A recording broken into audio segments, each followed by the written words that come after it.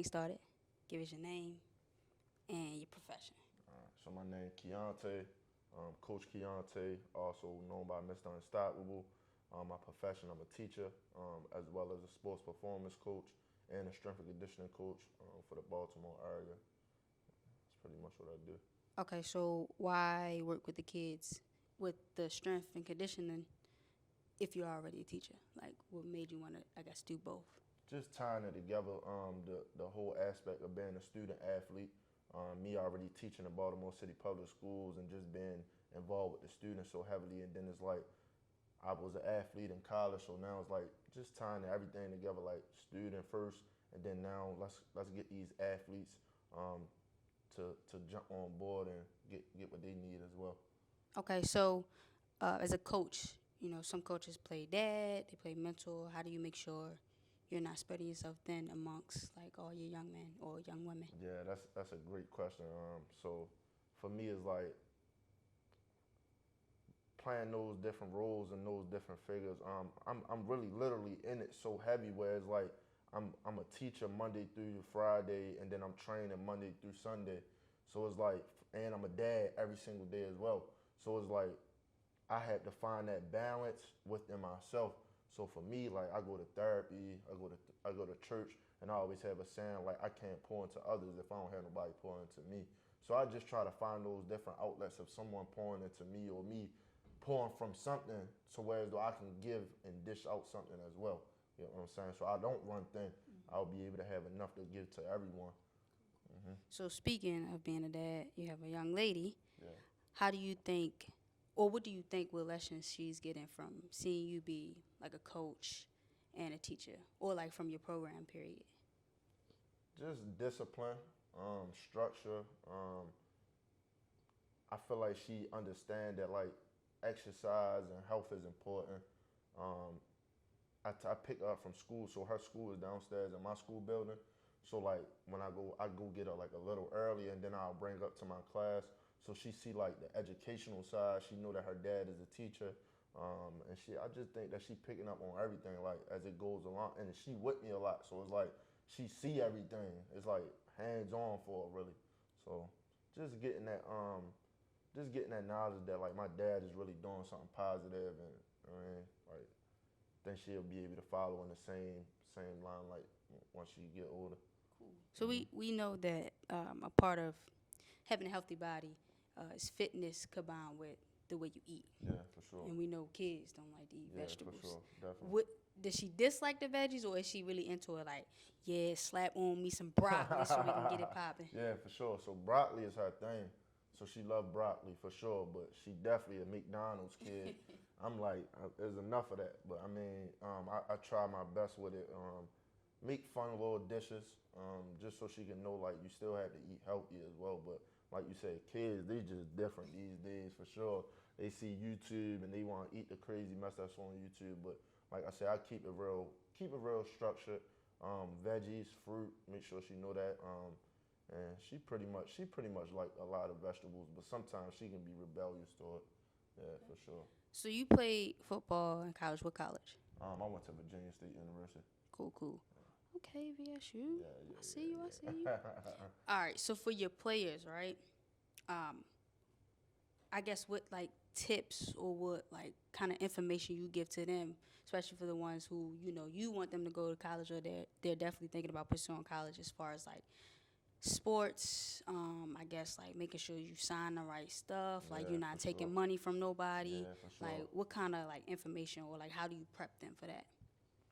Basically, just letting them know that like the don't put everything in everyone else's hands. And I say that to say like sometimes we think that the coach is gonna do it for us. We think that our parents gonna do it for us, but sometimes it takes us to gain the knowledge or reach out to people like somebody that did it before, or just small things like filling out a recruitment process letter or something like that. And just reaching out to college coaches on your own. Just taking matters into your own hands, even with your grades. Sometimes we don't even know what our GPA is, our cumulative GPA. We wait to the last minute, and then it's like if you would have been on top of that when you was in the ninth grade, then when you get in the 12th grade, it'll be an easy process. You don't have to stress so much. So just valuing those things, like I said, being a student first, and just taking matters to your own hands. Don't let everybody else dictate your future for you, because a lot of the times, as an athlete, we doing it for somebody else and not always ourselves. And we can end up in the wrong positions or the wrong places like that.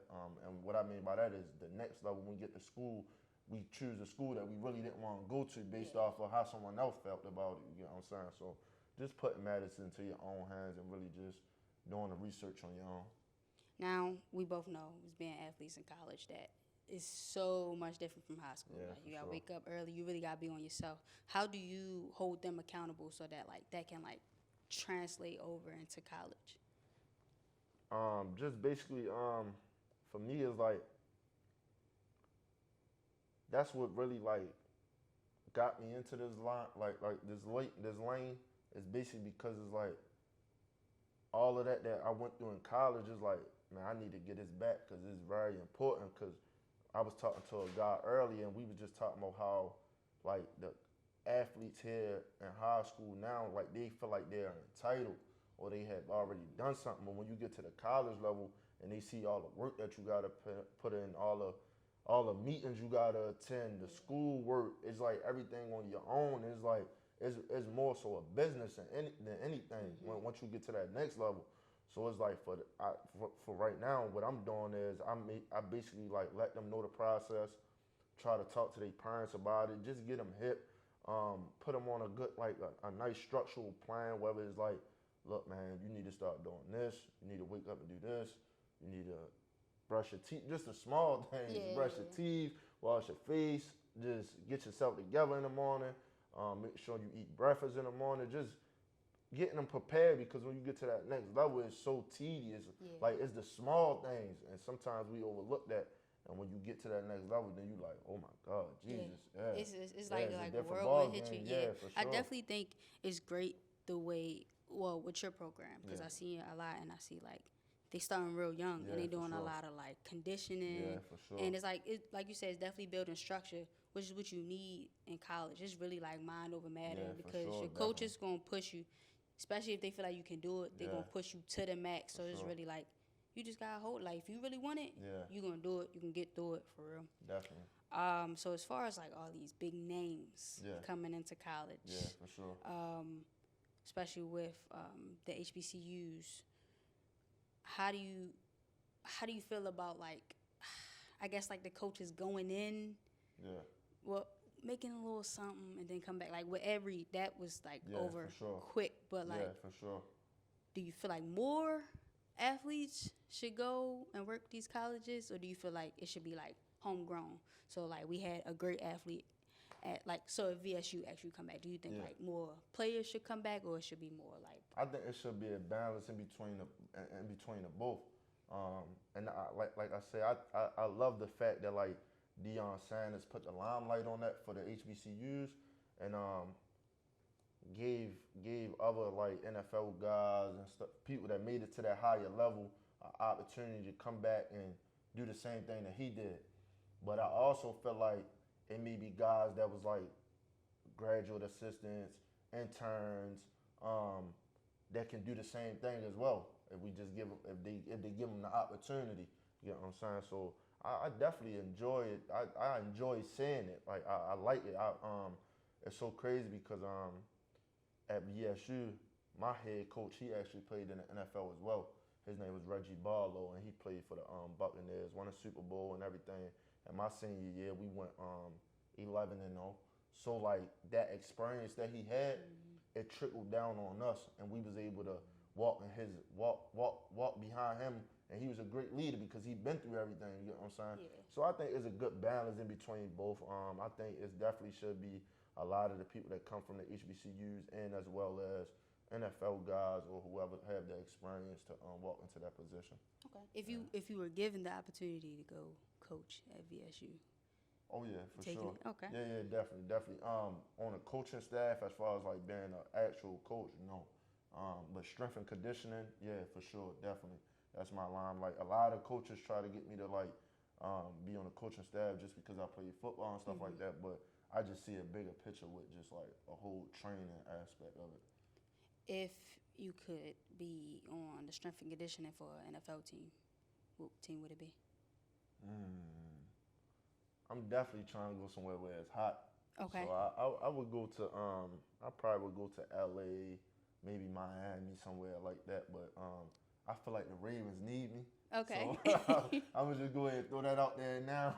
But yeah, wherever, man, like whatever fits me. What was the most heartfelt thing any of your clients or your players, I'm going to say your players, or any of their parents have ever said to you thus far? Not necessarily sad, because a lot of them like pretty much like support everything that I got going on really, and just back me and like just give me the utmost respect and stuff like that. But recently we was at the gym and my daughter wasn't there. I usually bring her with me, and I didn't bring her this particular day. And Christmas was coming up, and I actually had a parent bring her like a beautiful gift. It was a doll actually, like a baby alive. Okay. So it was just like for me, and it was a parent that like just sit up the top, never really say too much, watch me train his kid, so on and so forth. And then when that happened, I was like, wow, like it was heartfelt for me, because I'm like, oh, you really paying attention, not to me just training your daughter, but to me, to how I'm raising my child and how I bring her in the gym and just so on and so forth. So that definitely touched me for sure. And I was just like, when I seen that happen, I was just like, people do appreciate you. You know what I'm saying? People not just making it about money and stuff like that. People will get behind you and appreciate you and show you appreciation as much as possible, for sure. How does it feel to be like the trainer now? They got to talk to the parents and not like the player with like the parents talking to the trainer. Cause you like in a different role. Yeah, for sure. It's easier now, for sure. Like it's easier because me having that teacher background, Okay. I'm so used to calling parents, right? Okay. So it's like for me, it's like I'm so used to calling parents. So now it's like they in my face, and then it's just like me actually they gotta get what they paying for. You get what I'm saying? So it's like me actually breaking everything down to them, explaining to them like what I'm training their kid on, what goals do they have for their kid, how can I take their kid to the next level, so on and so forth, what we need to work on. It's easier for me, you know what I'm saying? It's natural for real. So I enjoy talking to the parents a lot. Cool. I see some of the kids get like certificates. Yeah, for sure. What are like other, I guess, what's the word for it? Because I don't want to say like awards, but like what other ways do you show the youth? Pretty much like, we see that you're doing it, and we see that you're like moving along with the program, and that you're being consistent, you're doing everything great, and you're growing. For sure. Just continuous affirmation, reaching out to their parents, doing follow-ups, making sure that they, and another thing that I'm really, really big on with my athletes, I always make sure I know what team they play for, so I can show up to their games. They enjoy that a lot. Just for them to be like, that's my trainer right there, it's touching to me. And then like for them, it's like, they able to brag, you get what I'm saying? So like, just that alone, like I pull up to all my athletes' games. Majority of the kids that I train, I go to the games during the season, and they love it. So like just that really, and like I said, with the awards that I give out, certificates and stuff like that, later on down the line, I'm do bigger things and stuff like that. But for sure, right now it's just like showing my face, showing them that it ain't just about training, it's about me being there and supporting them through it all. Yeah, and that's very, very important, just to see like, besides like their parents or like a big brother, big sister, like, I got somebody else that's still in my corner and my support system.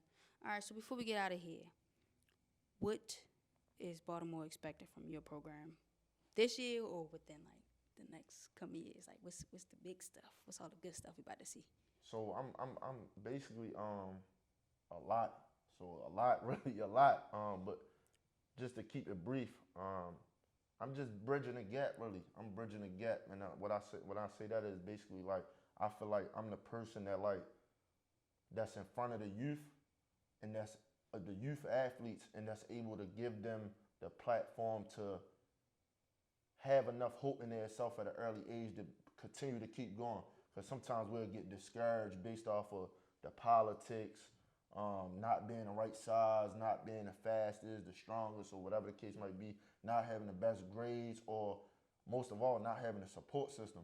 So just being that number one support system for them, or number two behind their parents, or whatever the case might be, and just like bringing it together. Like I said, for the state of Maryland, period. Like I'm trying to be in the private schools, the city schools, everywhere. Like I want my face to be all over this state because, like I said, I feel like it's very important for these athletes to get the knowledge that I have obtained over the years and just be that leader for them. And like I said, I got some big stuff coming, but like I can't drop everything. Okay. You know what I'm saying? But for sure, in the near future, I got a lot of stuff coming as far as the athletes here in Baltimore, and then also trying to reach out to other athletes traveling, going on tour and stuff like that. So Okay, that's yeah, what's for up. sure, definitely. Cool. Mhm.